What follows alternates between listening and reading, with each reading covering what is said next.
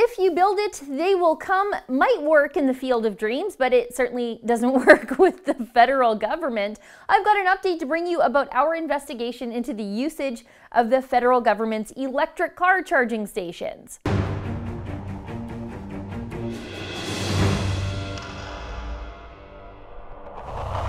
An order paper question asked by Conservative MP Ed Fast called on the government to answer some questions about their federal fleet of electric car chargers. Fast wanted to know where the chargers were, what ministries were responsible for them, how much these things cost us, and how often they were being used each and every month. Anyway, I recommend that you go back and watch that original video to see the details about how little the federal government actually uses their e-car chargers that they installed. It's outrageous. Some were used as infrequently as 8 minutes per month. Basically, the amount of time to do a photo op, like this one here with Environment Minister Catherine McKenna. I love this picture. You know how I know Catherine McKenna doesn't use an e-car all that often? She thinks you have to stand there and hold the plug like you do with the pump on a regular car. She's in for a long 3 to 6 hours ahead of her. But that wasn't the worst of it. I could see that the Department of Fisheries and Oceans had an e-car charger installed in November 2016, and it had never been used, not even once.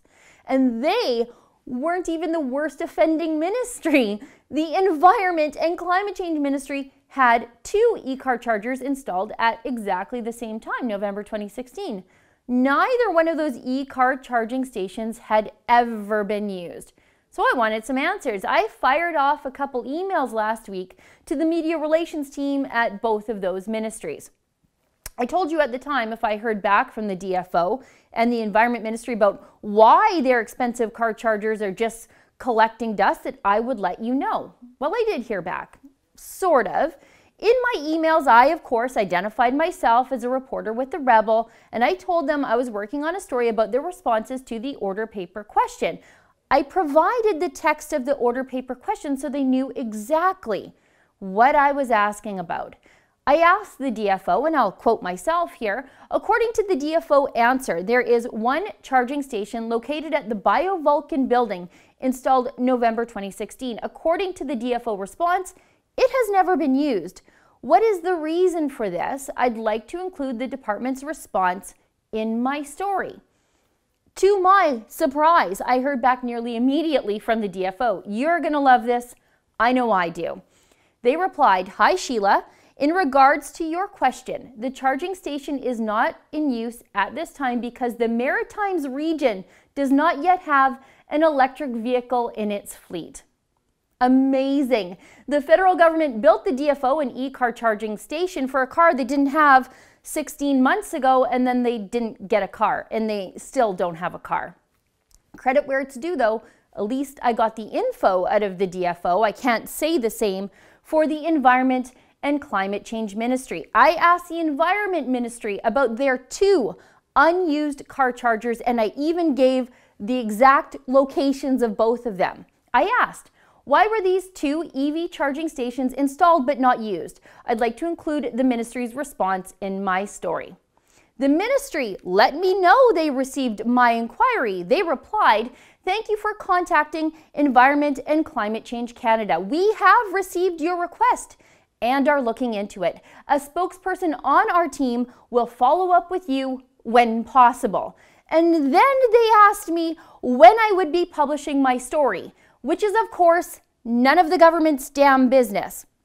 Now, that was roughly 6 days ago. I'm left to assume they also built chargers for cars they don't have at the taxpayers' expense and don't want to admit to it, like the DFO did. And this stranglehold on information that should be public is in contradiction to the Liberals' promises to be more free and, for lack of a better term, more liberal with information than their predecessors, the Conservatives. The Liberals, of course, have failed to live up to that promise like so many others, even going so far as to blame Stephen Harper as recently as late last year for the Liberals' failure to disclose information to the public.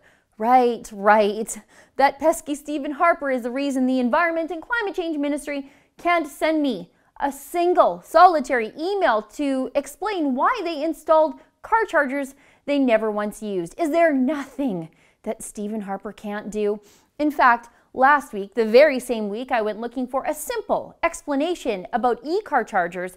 Canada's information watchdog, Suzanne Legault, blasted the Liberals on her way out the door. It was her very last week in office, and she accused the Liberal government of reneging on their promises to bring openness to Ottawa and accused the Liberals of violating the charter rights of Canadians by prohibiting quick and easy access to federal documents and data. But I suspect the era of mainstream media journalists actually caring about government withholding public information will soon come to a quiet end, as the Liberals are proposing a few different plans to bail out failing mainstream media companies, making each one of these companies beholden to the Liberals for their own survival. But not us at The Rebel. We'll keep asking the government the questions nobody else will, because we don't owe the government a thing. For The Rebel.media, I'm Sheila Gunn Reid. The mainstream media Liberal bias is everywhere, but so are we at The Rebel, because we have a brand new Rebel Media mobile app. You can get it on the Google Play Store or the Apple App Store. Download it, give it a whirl, take the other side of the story with you wherever you go.